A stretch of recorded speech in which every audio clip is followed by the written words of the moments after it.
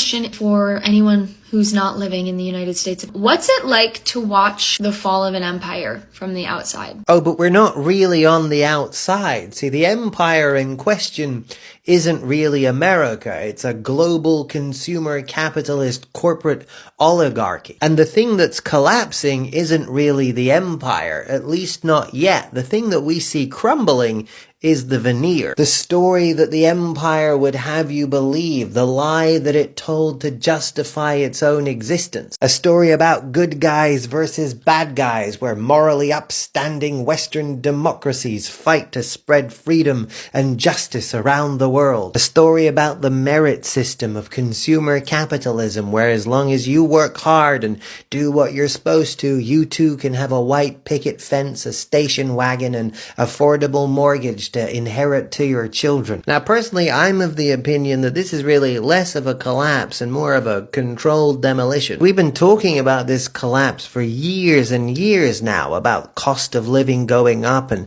living standards going down, about depression and mental illness going up, and generally people's lives becoming increasingly unbearable. Meanwhile, the people with wealth, the people in power, are consolidating wealth and consolidating power. We talk about the system like it's failing, but for the people at the top of the system, it's succeeding more than it ever has before. But of course, the growth that built this system was always obviously unsustainable. It can't be done forever. The deal used to be that you get this in exchange for looking the other way, while they get this by doing this. Now that that system is no longer sustainable, you don't get this anymore. Obviously, if the way the world has been running is no longer functional, they can't just transition into a new way of running the world in a calm and orderly and democratic fashion, because then the working people would have some sort of say over what we're transitioning into. And of course, then we'd probably choose to transition into something where these people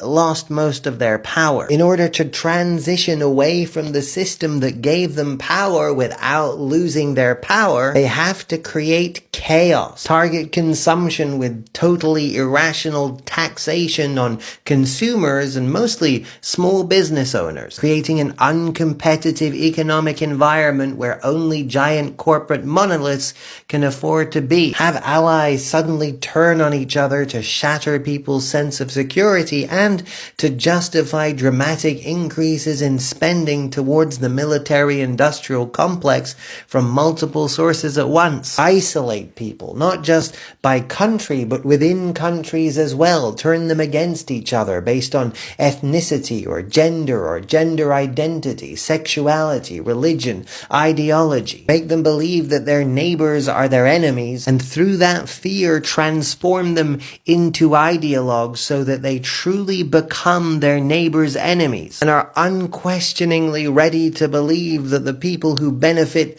the most from their suffering, the most from the system the way it is, are actually their friends. Make the environment so chaotic and unbearable that people become truly desperate. Then, when you do show up with your brand new deal, with your technocratic utopian promises of a stable future, people will pounce on whatever it is you have to offer, if only you promise to save them from the chaos you've just subjected them to.